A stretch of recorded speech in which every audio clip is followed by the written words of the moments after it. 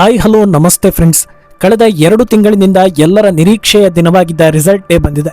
ಒಂದು ರಿಸಲ್ಟ್ನಲ್ಲಿ ಜನರಿಗೆ 3 ರೀತಿಯ ಅನುಭವ ಆಗಿದೆ. ಅದೇನು ಅಂದರೆ ನಿರೀಕ್ಷಿಸಿದ್ದು, ನಿರೀಕ್ಷೆಗೂ ಮೀರಿದ್ದು, ಹಾಗೆ ಯಾರೂ ನಿರೀಕ್ಷೆ ಮಾಡಿರಲೇ ಇಲ್ಲ ಅಂಥದ್ದು.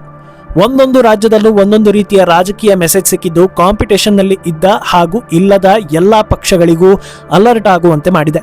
ಒಂದು ಕಡೆ ಬಂಗಾಳದಲ್ಲಿ ಬಿಜೆಪಿ ಇತಿಹಾಸವನ್ನ ಸೃಷ್ಟಿ ಮಾಡಿದ್ರೆ, ಇತ್ತ ದಕ್ಷಿಣದಲ್ಲಿ ವಿಜಯ್ ಇಡೀ ಇಂಡಿಯಾ ತಿರುಗಿ ನೋಡುವಂತೆ ಕಮಾಲ್ ಮಾಡಿದ್ದಾರೆ. ಹಾಗಿದ್ರೆ ಎಲೆಕ್ಷನ್ ರಿಸಲ್ಟ್ ಹೇಗೆ ಬಂದಿದೆ, ಯಾರು ಹೆಚ್ಚು ಗಳಿಸಿದ್ರು, ಯಾರು ನಿರೀಕ್ಷೆಯನ್ನ ತಲುಪಲಿಲ್ಲ, ಮುಂದೇನಾಗುತ್ತೆ, ಇದೆಲ್ಲದರ ಡೀಟೇಲ್ಸ್ ಕೊಡ್ತೀನಿ. ನೀವು ಮಿನಿಟ್ ಮೇಡ್ ಚಾನಲ್ ಅನ್ನ ಫಾಲೋ ಮಾಡಿ, ಸಬ್ಸ್ಕ್ರೈಬ್ ಮಾಡ್ಕೊಳ್ಳಿ.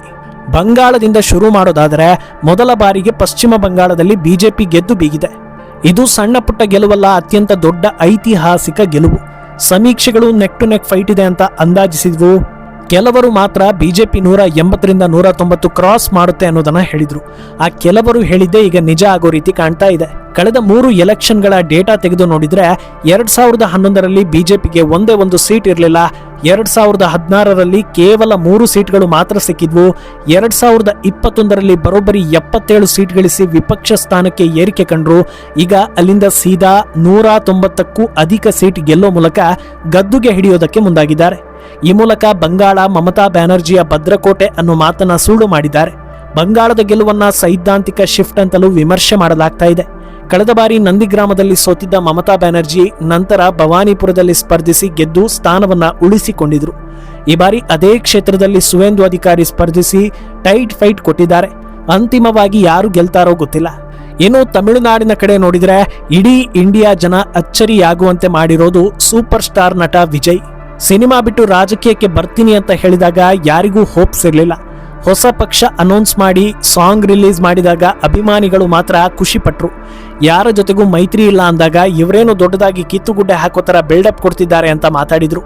ಸಾಲು ಸಾಲು ಸಮಸ್ಯೆ ಆರೋಪಗಳು ಬಂದಾಗ ಆರಂಭಿಕ ವಿಘ್ನ ಅಂತ ಹೇಳಿದ್ರು. ಸಮೀಕ್ಷೆಗಳಲ್ಲಿ ಬಹುತೇಕರು 15ರಿಂದ 20 ಸೀಟ್ ಅಂತ ಹೇಳಿದ್ರು. ಇಬ್ಬರು ಮಾತ್ರ 60+ ಹಾಗೂ 90+ ಅಂತ ಹೇಳಿದ್ರು. ಈಗ ನೋಡಿದ್ರೆ ವಿಜಯ್ ಸೆಂಚುರಿ ಬಾರಿಸಿದ್ದು ಸಿಎಂ ಆಗೋದು ಕನ್ಫರ್ಮ್ ಆಗಿದೆ. ಬಹುಮತಕ್ಕೆ ಬೆರಳೆಣಿಕೆಯಷ್ಟು ಸೀಟ್ ಮಾತ್ರ ಬಾಕಿ ಇದೆ. ವಿಜಯ್ ಜೊತೆ ಸೇರೋದಕ್ಕೆ ಚಿಕ್ಕ ಪುಟ್ಟ ಪಕ್ಷಗಳು ತುದಿಗಾಲಲ್ಲಿ ನಿಂತಿವೆ. ಯಾರನ್ನ ಸೇರಿಸ್ಕೊಳ್ತಾರೆ, ಯಾವಾಗ ಸರ್ಕಾರ ಮಾಡ್ತಾರೆ ಅನ್ನೋದು ಈಗ ಬಾಕಿ ಇರೋ ವಿಷಯ. ಇನ್ನು ಕೇರಳದ ಕಡೆ ನೋಡಿದ್ರೆ LDF ವಿರುದ್ಧ ರೊಚ್ಚಿಗೆದ್ದ ಜನರು UDF ಅನ್ನ ಗೆಲ್ಲಿಸಿದ್ದಾರೆ. ಬಹಳ ದೊಡ್ಡ ಮಟ್ಟದಲ್ಲಿ ಗೆಲ್ಲಿಸಿರೋದು ಗಮನಾರ್ಹ ವಿಚಾರ. ಈ ಮೂಲಕ ಕಾಂಗ್ರೆಸ್ಗೆ ಈ ಎಲೆಕ್ಷನ್ನಲ್ಲಿ ದೊಡ್ಡ ರಿಲೀಫ್ ಸಿಕ್ಕಂತಾಗಿದೆ. ಅದರ ಜೊತೆಗೆ ಕರ್ನಾಟಕದಲ್ಲೂ ಕೂಡ ಬೈ ಎಲೆಕ್ಷನ್ ಕ್ಷೇತ್ರಗಳಲ್ಲಿ ಕಾಂಗ್ರೆಸ್ ಮೇಲುಗೈ ಸಾಧಿಸಿದ್ದು, ಉತ್ತರದಲ್ಲಿ ಬಿಜೆಪಿ ಪ್ರಾಬಲ್ಯ ಇದ್ರೆ ದಕ್ಷಿಣದಲ್ಲಿ ನಮ್ಮ ಪ್ರಾಬಲ್ಯ ಇದೆ ಅನ್ನೋದನ್ನ ಹೇಳಿದ್ದಾರೆ. ಅಸ್ಸಾಂನಲ್ಲಿ ಎಲೆಕ್ಷನ್ಗೂ ಮುಂಚೆಯಿಂದಲೂ ಯಾವ ರೀತಿ ನಿರೀಕ್ಷೆ ಇತ್ತೋ ಅದೇ ರೀತಿ ನಡೆದಿದೆ. ಅಸ್ಸಾಂ ಬಿಜೆಪಿ ಪಾಲಿಗೆ ಭದ್ರಕೋಟೆ ಅನ್ನೋ ರೀತಿಯ ರಿಸಲ್ಟ್ ಬಂದಿದ್ದು, ಅಲ್ಲಿ ಕಾಂಗ್ರೆಸ್ಗೆ ಹಿನ್ನಡೆ ಆಗಿದೆ. ಮುಂದಿನ ಅವಧಿಯೂ ಹಿಮಂತ್ ಬಿಸ್ವಾ ಸರ್ಮಾ ಸಿಎಂ ಆಗೋದು ಆಲ್ಮೋಸ್ಟ್ ಕನ್ಫರ್ಮ್ ಆಗಿದೆ. ಇನ್ನು ಪುದುಚೇರಿಯಲ್ಲೂ ಅಷ್ಟೇ ಚುನಾವಣಾ ಪೂರ್ವ ಸಮೀಕ್ಷೆಗಳು ಬಿಜೆಪಿ ಮೈತ್ರಿಕೂಟವೇ ಅಧಿಕಾರಕ್ಕೆ ಬರುತ್ತೆ ಅನ್ನೋದನ್ನ ಹೇಳಿದ್ವು. ಅದರಂತೆಯೇ ಬಿಜೆಪಿ ಮೈತ್ರಿಕೂಟ ಮುನ್ನಡೆಯನ್ನ ಸಾಧಿಸಿದೆ. ಟೋಟಲ್ ಆಗಿ ನೋಡೋದಾದ್ರೆ ಸದ್ಯ ಅತಿ ಹೆಚ್ಚು ರಾಜ್ಯಗಳಲ್ಲಿ ಆಡಳಿತ ಹೊಂದಿರೋ ಬಿಜೆಪಿ ಈ ಬಾರಿ 2 ರಾಜ್ಯ, 1 ಕೇಂದ್ರಾಡಳಿತ ಪ್ರದೇಶದಲ್ಲಿ ಮೇಲುಗೈ ಸಾಧಿಸಿದೆ. ಎಲ್ಲವೂ ವರ್ಕ್ ಆದ್ರೆ ವಿಜಯ್ ಜೊತೆ ಮೈತ್ರಿ ಮೂಲಕ ಇನ್ನೊಂದು ರಾಜ್ಯದಲ್ಲಿ ಸಮಾಧಾನಕರ ಸ್ಥಾನವನ್ನ ಪಡೆಯಬಹುದು. ಕಾಂಗ್ರೆಸ್ ಮೈತ್ರಿ ಮೂಲಕ ಒಂದು ರಾಜ್ಯವನ್ನ ದೊಡ್ಡ ಮಟ್ಟದಲ್ಲಿ ಉಳಿಸಿಕೊಂಡಿದೆ.